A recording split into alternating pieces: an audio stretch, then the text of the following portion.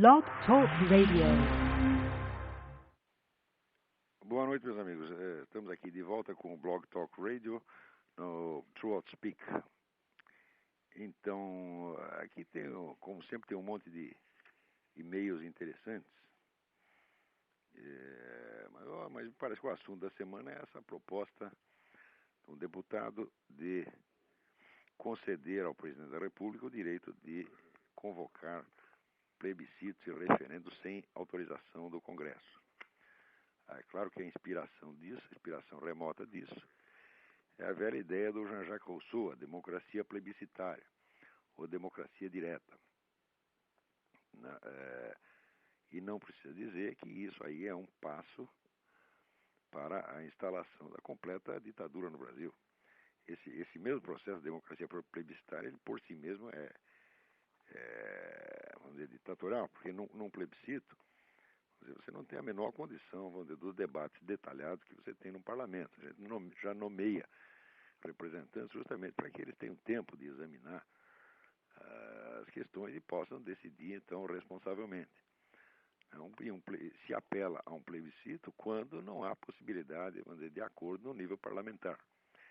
Esta proposta significa simplesmente abolir o parlamento. Quer dizer, o parlamento se torna apenas um enfeite. Esse daí você vai ter aí um referendo semanal, ou então, o que vai acontecer, na verdade, é que na impossibilidade de você fazer referendos com muita frequência, o presidente da República vai acabar decidindo tudo na base da ameaça do referendo, né? Quer dizer, vocês façam o que eu estou mandando, senão eu convoco um referendo e vocês se desmoralizam. E todo mundo vai ficar com medo e, naturalmente, vai obedecer o cara. Isso aumenta o poder do presidente da República a um nível impensável. É isso. Aliás, o pessoal está começando a pensar no terceiro mandato do Lula. Quer dizer, as duas propostas são absolutamente indecentes. Mas o que é estranho não é as propostas em si. Do PT a gente espera qualquer coisa. A gente sabe que um partido que formado na base da ideologia comunista é assim mesmo. Quer dizer, a sua reivindicação de poder não tem limite.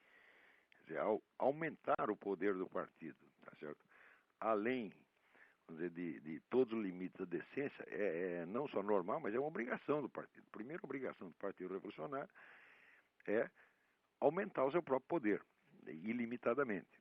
O que eu acho engraçado, né, essas pessoas como esse pessoal da UAB, esse Dr. Flávio Conde Comparato e outros, que agora ficam reclamando, dizendo, não, isso é um retrocesso. O próprio fato de chamar as coisas de retrocesso já subentende, né, a ideia de que a história humana tem uma finalidade determinada, de que nós estamos caminhando para ela, e de que tudo pode ser medido assim na direção para frente ou para trás. Né? Ora, se tudo que está para frente fosse melhor e tudo que está para trás fosse ruim, nada de mal aconteceria, por definição. Você só iria cada vez para o melhor. Se uma coisa aconteceu depois da outra e ela é ruim, então é claro que não tem sentido raciocinar em termos de avanço e retrocesso. Nós temos que raciocinar simplesmente em torno do bem e do mal, do conveniente e do inconveniente, do sensato e do insensato, sem acrescentar, vamos dizer, sem enquadrar isso dentro desse fantasma da história ideal, onde tudo que vem depois é melhor do que o que veio antes. Se tudo que vem depois é melhor do que veio antes, então não teria acontecido a Revolução Russa depois da Revolução Francesa. A Revolução Francesa matou apenas 200 mil pessoas. A Revolução Russa matou, parece que entre 20 e 30 milhões. E depois veio a Revolução Chinesa, que matou 60 milhões. Quer dizer, se isso é o progresso, tá certo? Então, evidentemente, eu preferiria o retrocesso. Eu preferiria estar antes de tudo isso. Mas, além dessa falha estrutural da raciocínio, que já é um vício, né, onipresente nos debatedores brasileiros, ainda há o problema de que todas essas pessoas foram justamente as que criaram o estado de coisas. Foram essas que passaram a mão na cabeça do PT, que celebraram o advento do Lula como um aperfeiçoamento da democracia, etc, etc. Só você ler os jornais de ontem você verá. E essas pessoas todas, elas querem as causas, mas não querem as consequências. Quando os filhos que elas geraram crescem e se tornam os monstros que previsivelmente já eram, elas ficam assustadinhas e começam vamos dizer, a protestar, mas não protestam contra si mesmas. A primeira coisa que esses camaradas tinham que fazer é fazer exatamente o que eu fiz. Quer dizer, quando Veja, eu apoiei a esquerda naquele período de 60, 70, vamos dizer, e ajudei, embora só um pouquinho, embora minha contribuição fosse insignificante, ajudei um pouquinho a criar o presente estado de coisas. E o primeiro sujeito que eu acusei foi naturalmente eu mesmo, embora a minha participação fosse ínfima, eu não me senti obrigado, vamos dizer, habilitado a sair criticando os outros, antes de eu fazer o meu próprio meia-culpa. Quer dizer, eu também sou pai da criança, então eu tenho a obrigação de cuidar dela. Agora, esses camaradas não, eles se sentem inocentes, eles não se sentem de maneira alguma responsáveis pelas consequências de seus atos. Né? Muito bem. Vamos ver aqui. Tem uma nota aqui que saiu na coluna do Reinaldo Azevedo, né, que ele diz: aquele menor, bem maior do que o menino João, cujo corpo ele ajudou a espalhar pelas avenidas do Rio, vai ficar 3 anos internado. E depois será solto entre os meninos João. Resta só a dor da família, dor privada, sem importância, sem ONG, sem ar, sem luz, sem razão. Sobre o assassino há de se derramar a baba redentora russoniana. Ele nasceu bom, foram os insensíveis da classe média a qual pertencia o João que o tornaram fascino. Bom, essa doutrina já foi adotada oficialmente pelo presidente da República. Ele diz: a culpa é de todos nós. Todos nós uma conversa, a culpa é dele e da corriola dele. Porque se vocês observarem, faz mais de 40 anos que esse pessoal luta, tanto no campo cultural quanto no campo judicial, para inibir a ação repressora da polícia, das autoridades e para dar mão forte aos delinquentes. Isso é feito através do combate cultural, quer dizer, a própria frase do Lula, a culpa de todos nós, já é parte integrante desse combate cultural, quer dizer, quer colocar a ideia de que a culpa é da sociedade, de todos, e não do indivíduo que agiu, não do autor do crime. Ou seja, a culpa jamais é do autor do crime, a culpa é sempre dos outros. E além de disseminar essa ideia por todos os meios possíveis e imagináveis, através de cinema, de novelas de TV, de noticiários, de comentários na imprensa, de filmes, de livros, etc., e discursos no parlamento, além de fazer isso, eles ainda têm o combate judicial, que é mudando as leis para exatamente dificultar a ação da polícia e deixar caminho livre para os delinquentes. Isso é uma orientação sistemática. Pode-se escrever a história disso aí. Quer dizer, por exemplo, quando aquele malfadado Dom Paulo Evaristo Arnes transformou a Praça da Sé, em São Paulo, num território livre para os trombadinhas, os cidadãos honestos tiveram que sair dali, porque passar pela Praça da Sé era necessariamente ser assaltado. Vai dizer que esse cardeal não sabia disso? Sabia perfeitamente, e é exatamente isso que ele gosta. Tá certo? Então, é o homem que tenta fazer a sua carreira bajulando os bandidinhos, tá certo? Para ter uma espécie de tropa de choque auxiliar da Revolução Socialista. O uso do banditismo como instrumento para a destruição da sociedade, preliminarmente à constituição de um poder unificado socialista, é uma coisa conhecida desde o tempo da Revolução Francesa. Quer dizer, há um modelo clássico que é seguido.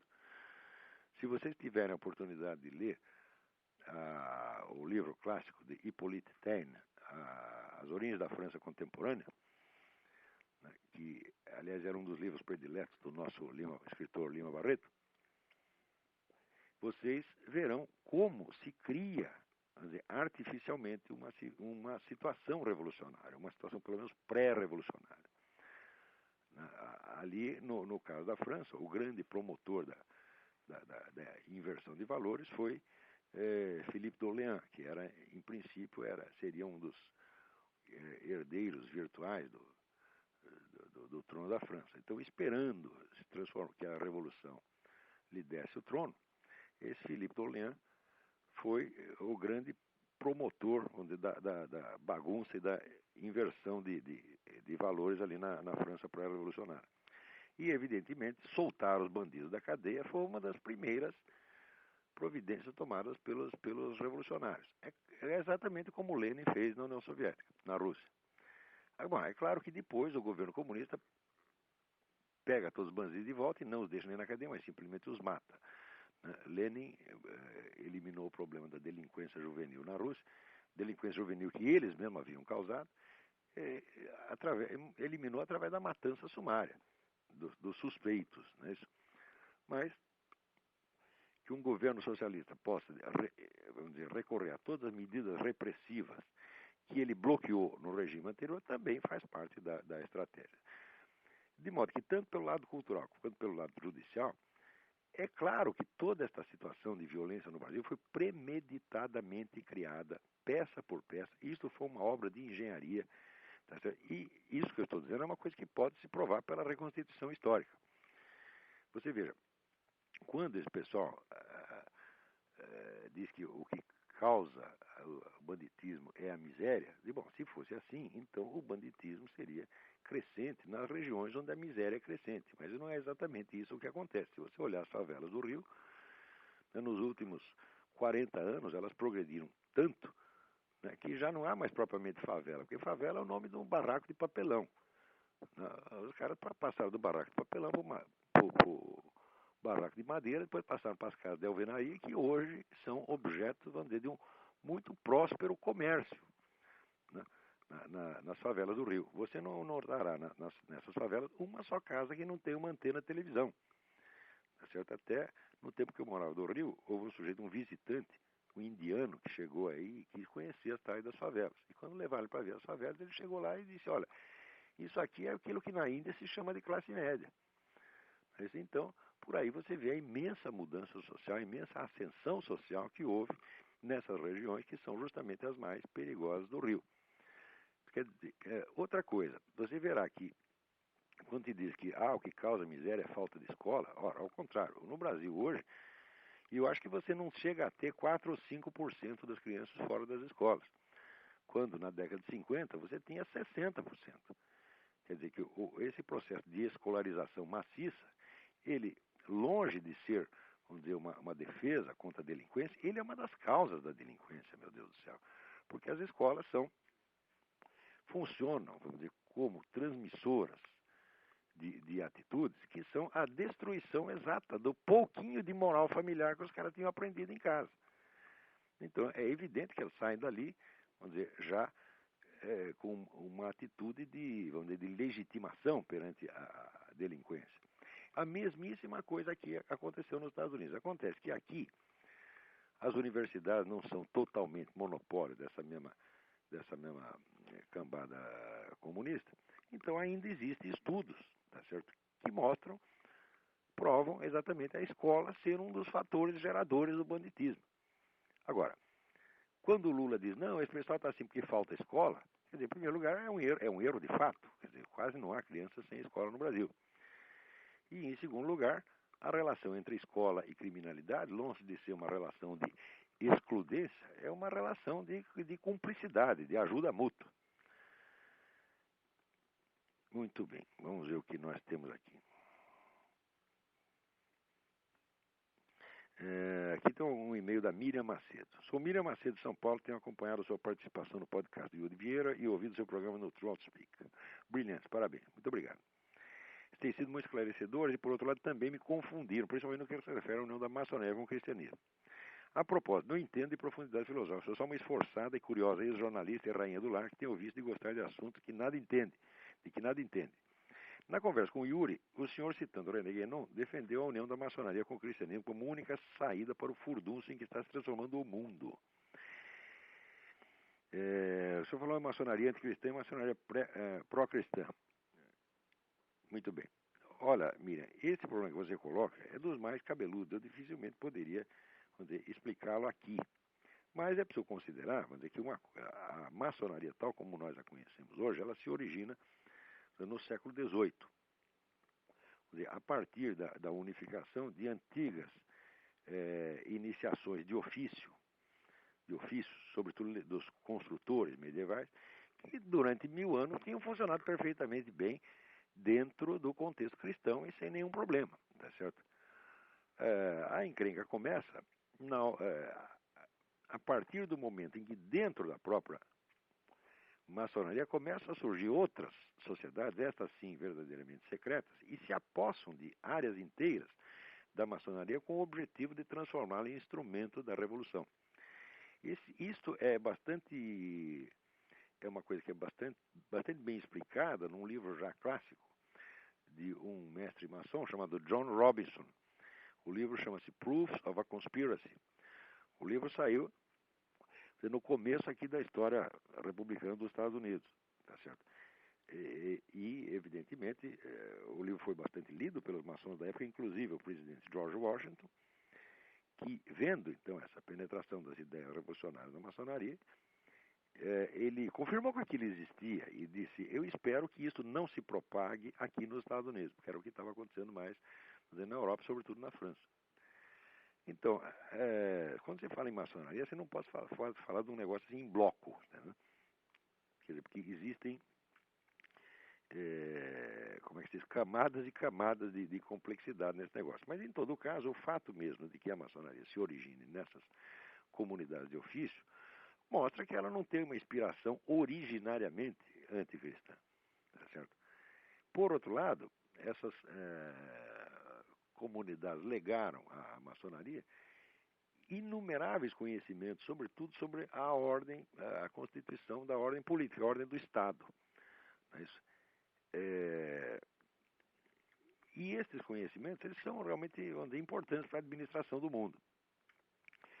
Então, como existia aquela distinção, vamos dizer, dos pequenos mistérios e grandes mistérios, os pequenos mistérios são aqueles que se referem aos conhecimentos de ordem cosmológica, a ordem do mundo, constituição do mundo, inclusive do mundo histórico, social, político. E, por outro lado, os grandes mistérios que se referem à ordem puramente espiritual, da imortalidade da alma, Deus, etc., parece que houve aí uma divisão de trabalho. Quer dizer, a maçonaria ficou com os pequenos mistérios, a igreja com os grandes mistérios. Não é preciso dizer que esse simples fato é causa de inumeráveis desequilíbrios. Quer dizer, que enquanto essas duas ordens de conhecimento não forem novamente articulados, a unidade espiritual do Ocidente não vai ser reconquistada. Tá certo? Pior ainda, que à medida que o tempo passa, aparecem, então, sociedades secretas dentro de sociedades secretas e conspirações dentro de conspirações, tornando tudo uma bagunça monumental. É evidente que as conspirações existem, mas também é tolo imaginar, como faz esse senhor Armindo Abreu, que certas sociedades secretas são controladoras do mundo. Ninguém controla o mundo, quer dizer, o pessoal disputa poder e faz confusão, entendeu? Pior ainda, quando os elementos causadores de uma situação contém um forte elemento secreto, tá certo? É muito difícil até você entender historicamente o que aconteceu, tá certo? Então, a história do mundo, além de se tornar excepcionalmente violenta, porque a partir do século XX houve violência como nunca houve antes na história, né, ainda tem esse problema de que você nunca sabe direito quem fez o quê, tá certo? Quer dizer, a prevalência do segredo como elemento histórico importante é um dado do século XX.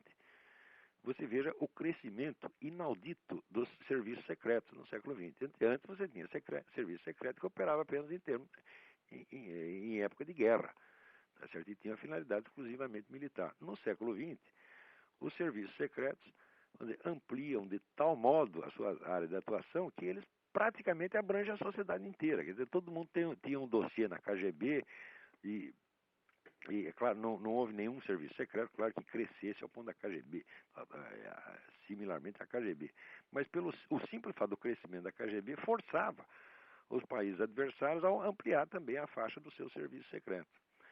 Por exemplo, toda a história do século XX, a história cultural do século XX, a história das letras, da arte, do cinema, não pode ser compreendida de maneira alguma sem você levar em conta as quantidades enormes de dinheiro que a KGB espalhou pelo mundo, dando para escritores, para artistas, para cineastas, etc., etc., tudo para fazer, vamos dizer, da totalidade da cultura ocidental um instrumento de propaganda comunista. A abrangência desse fenômeno é tão grande que eu mesmo, às vezes, custa acreditar no que estou vendo. Tá certo?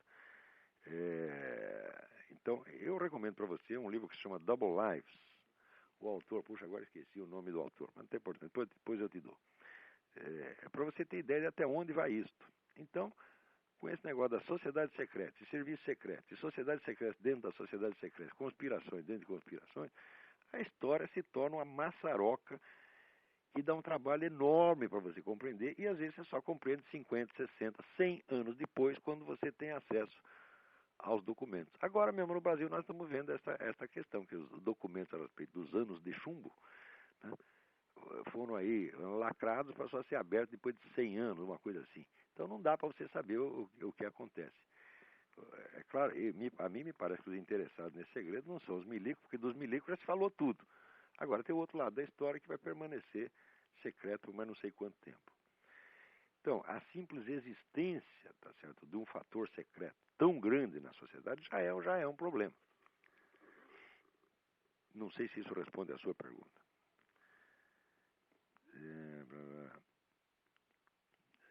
Aqui está, João Paulo Calife Vernieri. Sou leitor assíduo de seus textos e ouvindo do Trotspeak. Muito obrigado. Há algumas semanas durante o Trotspeak você comentar que não existe uma ligação direta entre pobreza e revolução. Isso estou como exemplo por causa da Revolução Francesa. Eu já li em livros alguns artigos que a situação econômica da França na época era muito ruim, e esse foi um dos motivos, o único, que levou à convocação dos Estados Gerais pelo rei. Não, o que havia na época é assim, havia uma multiplicidade de impostos, havia um caos fiscal, porque você não tinha um imposto, um sistema de impostos unificado, havia milhares de impostos diferentes, e também milhares de privilégios diferentes, vamos dizer, privilégios de família, privilégios municipais, privilégios de bairro, privilégios de comunidade de ofício, etc, etc. E, no meio disso, a carga tributária podia chegar a total absurdo. Porém, em termos gerais, no global, a economia francesa foi a que mais cresceu na Europa antes da Revolução. A França era o país mais rico da Europa. Não tinha nenhum que se comparasse, mas nem de longe, à França. Então, a mesma coisa aconteceu depois na Rússia. Quer dizer, o fato do país estar muito rico não significa que a situação econômica seja realmente boa. Só o negócio dos impostos já travava a atividade econômica de uma maneira impensável. Né? Outro ponto, vamos dizer, que foi causa direta da Revolução Francesa, foi que na França a aristocracia não tinha realmente função nenhuma. Quer dizer, quando foi abolida a sua função militar, mais ou menos depois de 1500, 1600, a aristocracia se transformou num bando de inúteis, que só servia para gastar dinheiro do Estado. Quer dizer, eles tinham direito a certos impostos que iam para direto, eram ou cobrados diretamente nos seus locais, ou eram cobrados através do governo central e iam parar no bolso deles. E que os alimentar para que eles não fizessem absolutamente nada. Tá certo? Então, isso aí era evidentemente uma causa de revolta. Quando o rei começou a tentar dar um jeito nisso, eliminando certos privilégios dos aristocratas, tá certo? E tentando botar ordem no sistema dos impostos, os aristocratas naturalmente se revoltaram. E esse é o motivo, vamos dizer, do apoio maciço que os aristocratas deram à Revolução no começo. Né? Isso é uma coisa, vamos dizer, que geralmente é contado ao contrário, quer dizer, que a Revolução foi contra a aristocracia. Não, a Revolução foi primariamente contra o rei, embora ele próprio a tivesse começado de algum modo. A Revolução foi essencialmente contra o rei e contra a Igreja Católica. Existe um historiador francês muito interessante, chamado Jean Dumont. Ele escreveu um livro maravilhoso que se chama La Révolution Française ou Le Prodige du Sacrilège. A Revolução Francesa ou os Prodígios do Sacrilégio. É um livro meio difícil de achar, mas que eu lhe recomendo.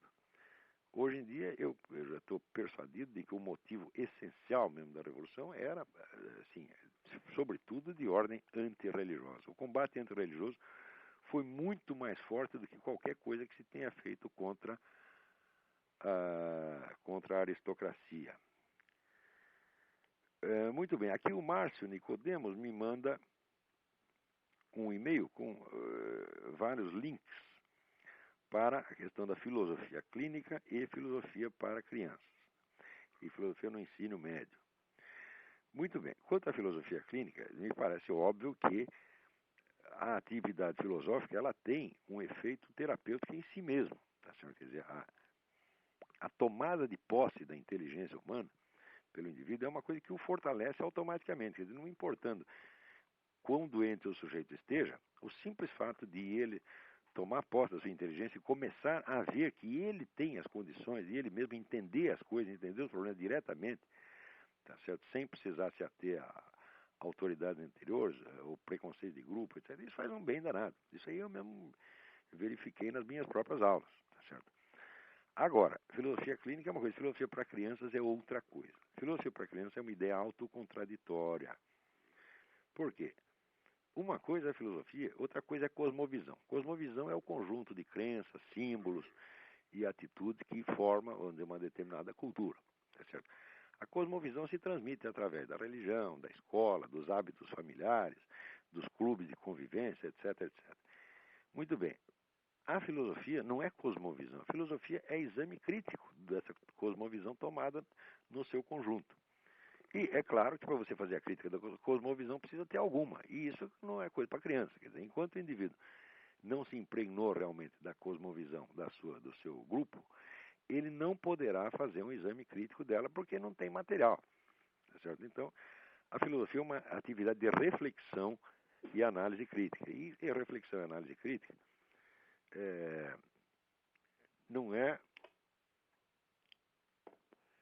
a pura cosmovisão, não é um conjunto de crenças, tá certo? É uma atividade crítica e que vai tomar esse conjunto, pedaço por pedaço, e examiná-lo. Isso supõe não apenas que a pessoa tenha absorvido essa cosmovisão, mas que a tenha absorvido em nível de alta cultura. Quer dizer, o indivíduo precisa conhecer a história, precisa conhecer as artes, precisa conhecer a religião, etc, etc. Só a partir desta massa de conhecimento é que faz sentido a reflexão crítica. Fora disso, vamos dizer, a filosofia para a criança é como a digestão na ausência de comida. Tá entendendo que ele vai conseguir uma úlcera. Muito bem, vamos ver o que mais aqui.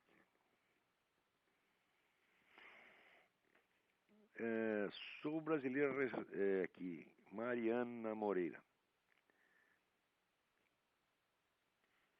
Sou brasileiro residente da Bélgica. Embora esteja longe, acompanho os acontecimentos atuais do meu país com grande interesse e, infelizmente, com grande tristeza também. Movido a primeira vez que eu vi o seu nome foi através do embaixador Jerônimo Boscardo. Movido pela curiosidade, fiz uma visita ao seu site e mídia sem massa. Agora a leitura diária de ambos já são, para mim, obrigatórias. Muito obrigado, Mariana. É bom saber que as pessoas estão prestando atenção no que eu estou falando aqui. Vamos ver se tem alguém na linha. Tem aí? Tem, vamos ver. Vamos ver que o tempo está indo rápido demais. Alô? Alô?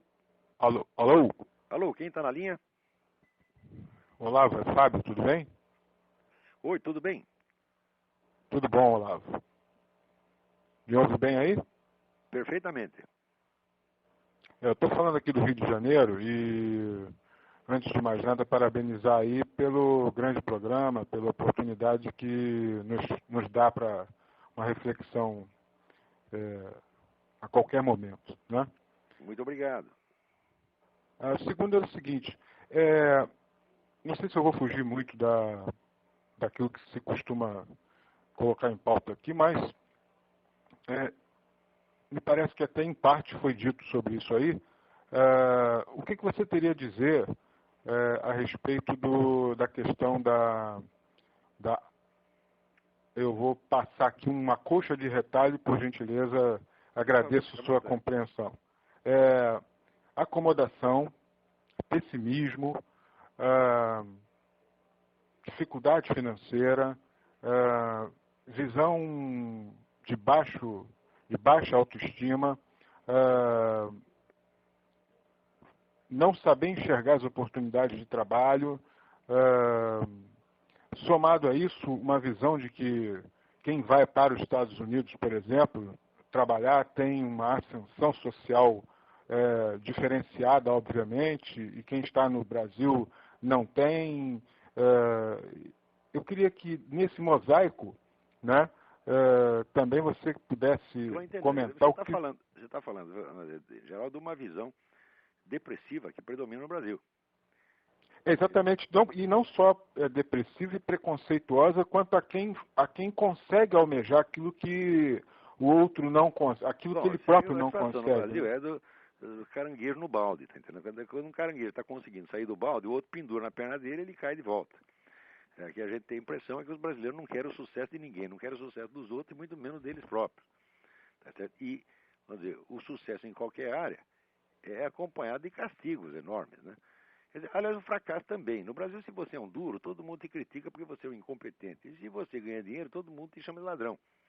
Então não tem jeito, você nunca pode contentar as pessoas. O fato é o seguinte, a base da sociedade humana é o segundo mandamento, é ama teu próximo como a ti mesmo. Quer dizer, o amor ao próximo é a base da convivência humana. Não idealmente, mas realmente. Quer dizer, se não existe um mínimo de amor às pessoas todas, a sociedade não vai para frente. A sociedade é feita, vamos dizer, apenas de boicote mútuo. E isso a gente vê acontecer no Brasil.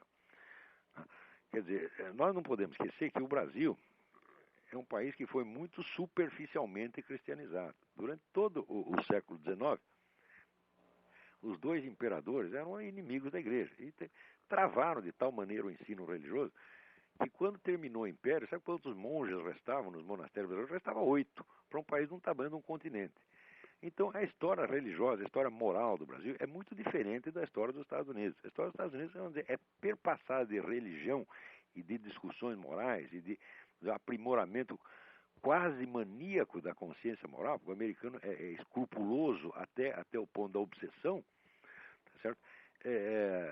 Enquanto isso acontecia aqui nos Estados Unidos, o Brasil ficou largado. O Brasil praticamente começou a ter ensino religioso depois da República. A igreja foi uma das forças que produziram a nossa República. Então, a partir daí começa o ensino religioso, mas ainda assim muitíssimo superficial. Quer dizer, a religiosidade do brasileiro é constituída apenas, vamos dizer, de meia dúzia de ritos festivos, tá certo? E do famoso sincretismo, misturar aquilo com mil e uma fantasias supostamente africanas, que eu nem acredito que são africanas, o pessoal inventa muita coisa aí no Brasil, certo? Bom, nessas condições, à medida que a população vai crescendo e ainda tem esse fenômeno da marginalização de uma parcela enorme, né, quer dizer, da população, que era constituída dos escravos, que quando foram libertados, simplesmente não tinha emprego para eles. A gente não pode esquecer que entre a abolição da escravatura e o princípio da industrialização brasileira transcorreram mais de 40 anos e todo esse pessoal ficou largado, tá certo? Não é nem por culpa de ninguém, não deram emprego porque não havia emprego, pô, né? Então quer dizer que o crescimento econômico da nação não acompanhou, vamos dizer, o seu progresso jurídico. É bonito você fazer leis que dão direito às pessoas, mas acontece que o direito fica só no papel porque não há possibilidade de atendê-los. É isso. Já dizia Simone Weil, se o que você proclamar um direito, né, sem você esclarecer a quem incumbe a obrigação de atendê-lo, é a mesma coisa que não fazer nada. Então, no Brasil, nós estamos todos carregadinhos de direito e sem nenhuma possibilidade. Tudo isso, vamos dizer, correspondeu para criar essa sociedade confusa, quer dizer, baseada no rancor mútuo e na inveja. Houve um sujeito, um presidente do Banco Mundial, que uma vez disse isso: olha, a sociedade brasileira nunca irá para frente porque é a sociedade baseada na inveja. Agora que eu estou morando aqui, já faz quase 2 anos, agora que eu vejo que isso é uma realidade, tá certo? E que a gente está tão acostumado com essa inveja, com esse rancor, esse ressentimento mútuo brasileiro, que a gente acha que isso é normal, que a humanidade é assim. Olavo, como é que a ferramenta da filosofia pode ajudar, uma vez que ela serve para questionar, Ela pode, em primeiro lugar, analisar a situação e explicar para as pessoas por que elas estão sofrendo. Porque a pior coisa é você sofrer sem saber por quê. Agora, quando você rastreia a história, busca as causas, destrincha a complexidade da coisa, às vezes você vê uma luz no fim do túnel e você pode dar uma sugestão. Mas acontece que às vezes o doente está tão doente que ele fica bravo com você porque você deu a sugestão. Eu, por exemplo, faz 20 anos que eu estou dizendo a seguinte coisa: vocês estão muito errados quando vocês cuidam da educação popular, vocês querem dar escola para todo mundo antes de você educar a elite. Isso aí é botar o carro dentro dos bois. Você tem que começar com o ensino superior. Você tem um país como o Brasil, você quer fazer um Brasil bom, primeira coisa, você tem que fazer um ensino superior que seja o melhor do mundo, para começar. Isso vai beneficiar um número pequeno de pessoas, tá certo? Mas é para ter, vamos dizer, um efeito irradiante, de geração em geração. Antes de educar, vamos dizer, o povão, você tem que educar quem vai educá-lo, tá certo? Então, veja, isso é a primeira coisa que tinha que ter feito. Agora, o Brasil começou a ter universidade, antes tinha só faculdades isoladas. A primeira universidade foi na década de 30. Isso é um absurdo, não pode ser uma coisa dessa. E logo essa universidade se estragou completamente ao virar a escolinha do MST, porque a USP é a escolinha do MST e não é mais nada. Quer dizer, eu não conheço um professor da USP, tá certo? Que tem a condição, vamos dizer, de um debate intelectual sério mesmo. Não dá, porque, veja, como é que se forma um intelectual de verdade que possa ser útil à sociedade? Quer dizer, se forma dando ao sujeito, ou dando as condições para que ele o tenha, onde é uma cultura universal. Cultura universal significa o seguinte: ele vai ter que absorver todas as ideias que formam o legado da civilização, conseguir analisar tudo por todos os lados, tá entendendo? Ter um conhecimento extenso e depois tomar posição. Agora, no Brasil, não. As pessoas tomam posição com 18 anos, tá certo? E se intoxicam de leituras que confirmam aquilo e nunca mais entendem mais nada. Não é que elas são contra o resto, elas simplesmente não entendem. E às vezes não sabem que existe. E nos últimos anos, com essa ascensão petista, o negócio piorou ainda mais. Então, a possibilidade de formar uma camada intelectual séria no Brasil já foi para cucuias. Se ela se formar, será por iniciativas independentes, como essa mesmo que eu tentei. Mas eu, durante 20 anos, dei curso. Aí, aliás, continuo dando por videoconferência, na esperança de estar contribuindo para formar uma elite intelectual brasileira. A elite intelectual é o começo do país, meu Deus do céu. Primeiro você forma a liderança. Agora, no Brasil, não. Eles já conseguiram dar educação primária para todo mundo e ainda não tem elite. Quer dizer, você expande a base e você achata o topo. Quer dizer, o topo da inteligência brasileira hoje é o senhor Gilberto Gil, que é o ministro da Cultura, é o líder, né? Então, por aí você vê que está tudo perdido. E sem inteligência não se resolve nada. Agora, no Brasil, eles primeiro querem resolver todos os problemas. Problema econômico, problema administrativo, problema fiscal, e depois ficar inteligente. Falar, assim não dá, pô. Você tem que ser inteligente primeiro e depois você atacar os problemas. Então, isso tudo, essa orientação errada que tomou a história brasileira, que é uma orientação anti-intelectual, contra o conhecimento. O brasileiro é contra o conhecimento. Entendeu? Ele acredita só em opinião. Opinião e discussão. Discutir e nunca estudar nada. Quando você pega um desses debates no Orkut, qualquer debate daquele, vamos dizer, acumula mais palavras do que o sujeito leu em livro durante toda a vida dele. Isso é um absurdo. Como é que pode acontecer? Você pode me deixar fazer um protesto no ar aqui? Eu fiquei tão chocado quanto todos no mundo inteiro que tiveram conhecimento sobre o garoto de 6 anos, né, aqui no Rio de Janeiro, que até quando o assunto vem à tona em determinados momentos, ou quando vinha, me dava até um certo mal-estar. É horrível mesmo, né? Físico, né? Mal-estar físico. Mas o protesto é o seguinte: por que a reação vem de imediato ao acontecido e não vem quando você também já falou sobre isso e outros publicaram os tais 50 mil homicídios por ano, né? Por que não dá exatamente... que esse problema não vai ser resolvido. O pessoal já se concordou mas aí com 50 mil homicídios. Mas por que essa certeza não é transformada exatamente na força do protesto quando pedem no Orkut, por exemplo, que tem uma força monstruosa, para colocar uma rosinha na flor? Eu não sou contra a campanha, veja bem, eu sou contra ao depois da campanha.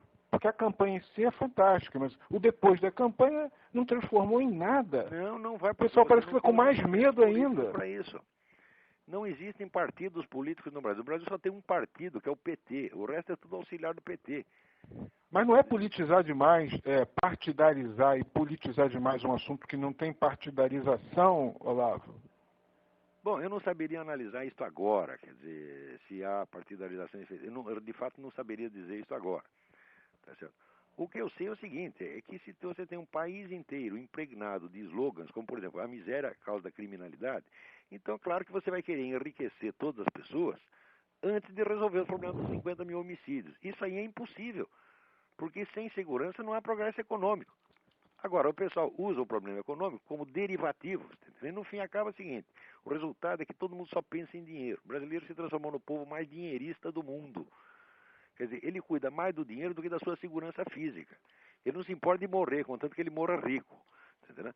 Assim não dá, pô. Quer dizer, a pessoa precisa colocar diferente ordem de prioridades. A segurança do povo em primeiríssimo lugar. O Estado existe para isto.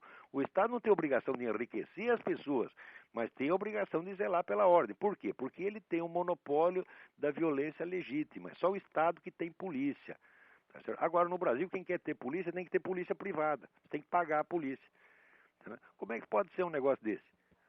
Quer dizer, em primeiro lugar, a segurança. Qualquer político que apareça com qualquer proposta que se refira a outro assunto, na presente circunstância, é um criminoso. Porque o Brasil está tendo mais morticínio do que no Iraque. E ninguém fala nada, ninguém quer saber disso aí.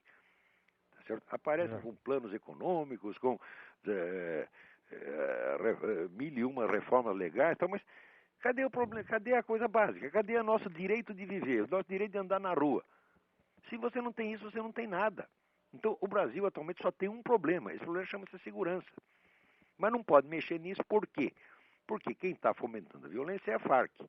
E se for mexer muito nesse negócio de narcotráfico, etc., vai pisar no calo da Farc. E isso o Lula não pode, porque ele tem medo de levar uma bala na cabeça. Então não pode fazer nada. Se não aparecer um homem que tenha culhão para resolver isso aí, e dizer a Farc que se foda, tá? Nós vamos resolver isso aí, vamos prender todo mundo, inclusive o pessoal da Farc. Enquanto não fizer isso, não tem jeito, porra. O Brasil está totalmente desmoralizado, no sentido, vamos dizer, de acovardamento, de falta de encarar a realidade. Ora, você não pode esperar que um governo melhore muito a situação econômica num país. Nenhum governo faz isso, a sociedade faz. A sociedade tem que cuidar de si mesma. Mas o governo tem que dar para ela a condição para que ela faça isso. Essas condições básicas são, em primeiro lugar, vamos dizer, a ordem geral, a confiabilidade dos contratos, a prevalência da ordem legal e a segurança pública. Essa é a primeira coisa. Se não tem isso, o resto é tudo desconversa. Muito bem. Bom, agora deixa eu atender outra pessoa que tem mais gente na linha aí. Obrigado, Olavo. Um abraço. Muito bom. Tchau. Tchau. Alô? Alô, Olavo. Oi, Aqui é o Davi de Belo Horizonte. tudo bem? Tudo bem. Aqui, eu não sei se o me viu, eu costumo aparecer lá na comunidade, eu inclusive participei lá daquela discussão maravilhosa com o Rodrigo Constantino, que eu acho que não vale nem comentar muito. Não Mas vale é o mesmo. seguinte, eu queria comentar sobre o PFL. Eu não sei se o senhor falou esse sobre negócio isso da no início mudança do de programa. nome? Como é que é? Não só sobre isso. Eu tenho que comentar algumas Se você coisas. chamar o peido de gás intestinal, ele vai feder menos? Não. Esse aqui é o negócio. Quer dizer, isso é uma desconversa, isto não há nem o que comentar. Aqui, eu queria dizer... Quer dizer, olha, eu mudo o meu nome, eu vou lá e mudo o meu nome. Agora eu me chamo David Rockefeller. Isso vai aumentar minha conta bancária, pô? Definitivamente não. É o seguinte, eu entrei no PFL em outubro, mais ou menos em outubro, já junto com um pequeno grupo de liberais, digamos, puro sangue. Aham. E a gente, realmente eu fiquei muito orgulhoso de mim mesmo, porque em menos de um mês eu já vi que eu fazia parte de um grupo dissidente. Mas o negócio é que eu entrei lá para ver se eu conseguia convencer, botar na cachola do pessoal, que era necessário que o PFL ajudasse a botar livros no mercado. Eles já tinham uma iniciativa... É básico, mas eu digo isso a eles faz 20 anos, os caras não querem nem saber. Porque eles mesmo não leem livros, porra. Pois é.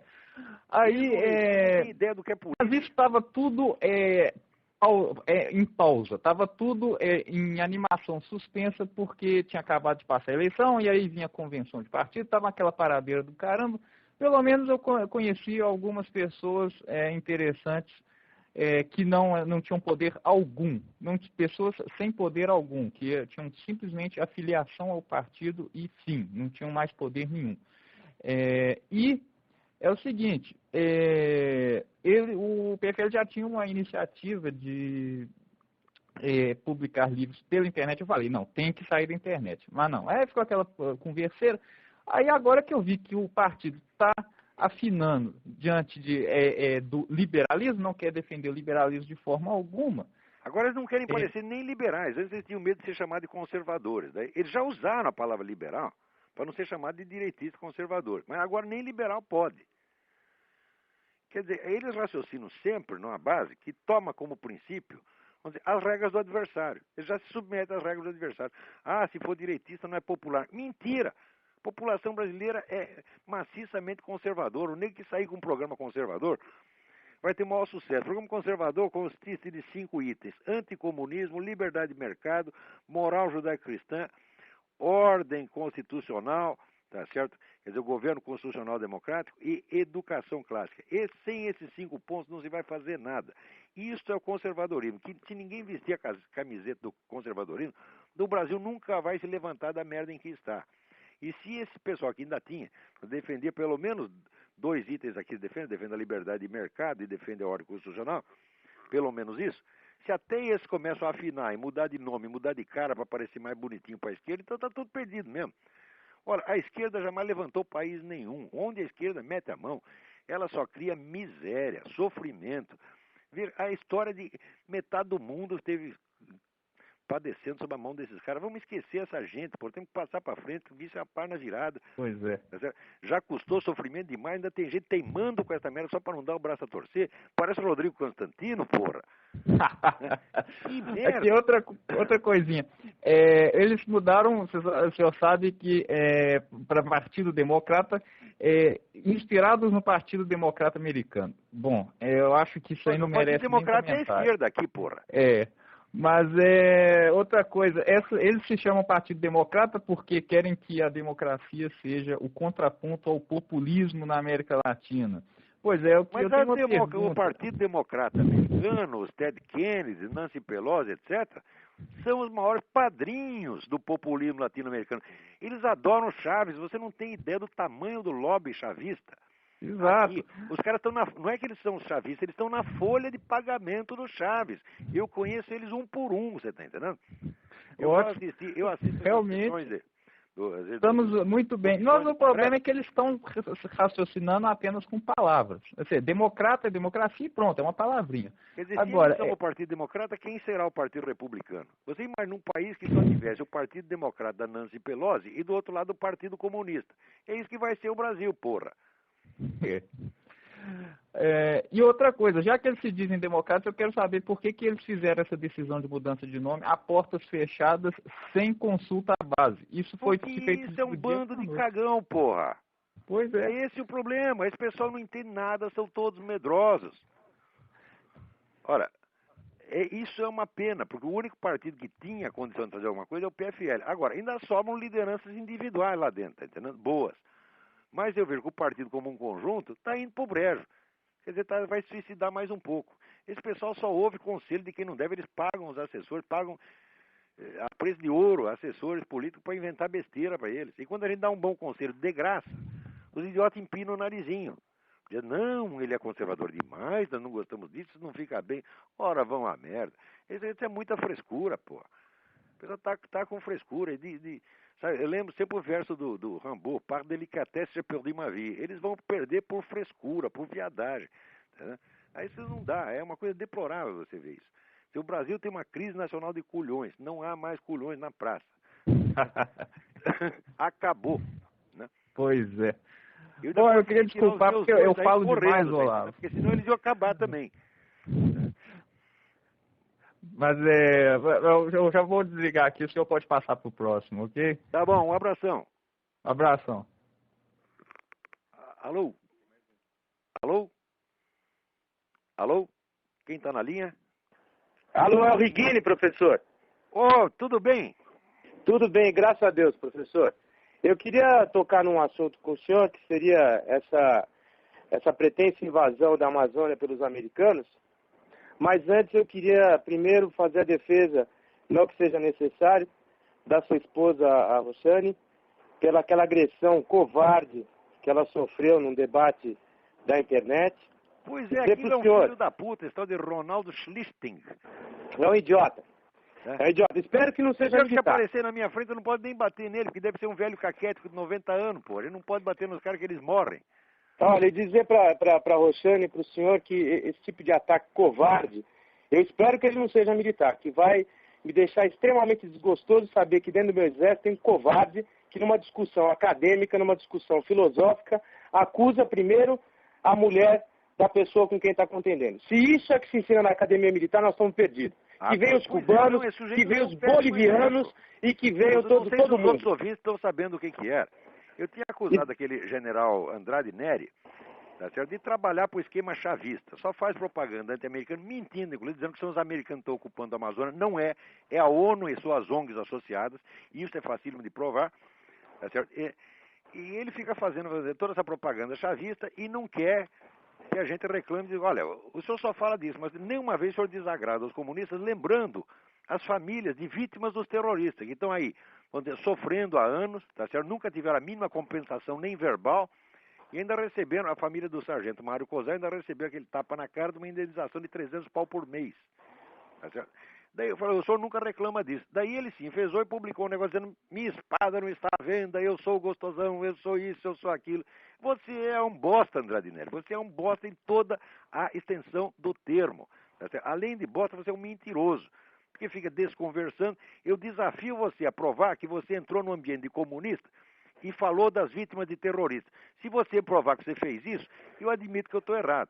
Bom, daí estamos lá discutindo com o cara no site do Jorge Serrão e aparece esse Ronaldo Schlichting, mencionado aí pelo Reguini, dizendo, perguntem ao Olavo qual a organização esquerdista que pertencia à mulher dele, quando ela foi presa, etc. Eu dei lá os dados, ela foi presa em 1977, porque participou de uma manifestação da UNE e foi pro DOPS. Tá certo? Agora, e daí o cara me chama de comunista enrostido. Então a resposta é que comunista enrostido é a puta que eu pariu. Ponto final. É a que ele mereceu. Aliás, um militar que tem que apregoar que a espada não está à venda, porque para um militar, ele nem cogita vender a espada de comando dele. Ele pode quebrar a espada, se matar com ela, mas ela foi feita para matar e para comandar. Então, se ele cogita vender, é porque a honra que deu o direito dele de ter espada já foi vendida há muito tempo. Um homem que vai lá e se sujeita... venda porque já vendeu. Exatamente. E um homem que vai lá e se sujeita a submeter o exército brasileiro, o exército de Caxias, um exército invicto, esse sim tinha uma espada. Esse sim tinha uma espada de honra. Um homem que submeteu o exército brasileiro ao comando do Hugo Chávez, é que nem o rabo do cachorro sacudiu o cachorro. Ele não sabe nem o tamanho do país que ele vive. Não sabe nem a altura topográfica e geográfica do Brasil. Eu conheço bem a história do Exército Brasileiro porque eu sou coautor de um imenso livro, O Exército na História do Brasil, publicado ali pelo Instituto de História e Geografia Militar em parceria com a Odebrecht.